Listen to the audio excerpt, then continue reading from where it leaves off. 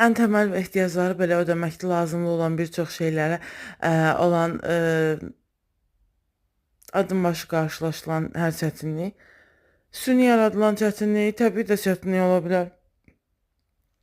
Bütün hallarda asanlaşdırılan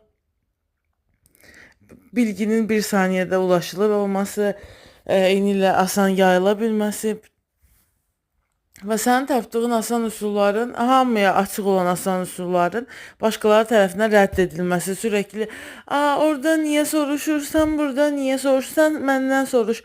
Səndən soruşası olsaydım da, o niyə yaradılıb, niyə var yəni? Asan bir tuşla o dəqiqə ulaşmaq mümkün olan şeyləri sən artıq onu da keçmirsən çətinləşdirməyə. Yəni burada necə ağlasığmaz bir şeydir, mümkünatı olmayan. Və çox məzəli belə gülməli, dram, faciəvi, nəsə qarışıq bir şeylər miks olaraq sənə təqdim olunur, sunulur və səndən də digərlərinin göstərdiyi təlxəli performansı tələb olunur.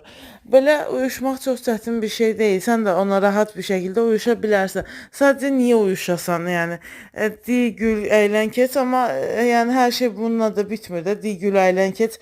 Hər şey belə döngü ilə yekunlaşmır. Başqasına bu məntiqi olaraq necə izah olunar, açıqlanar bilmirəm.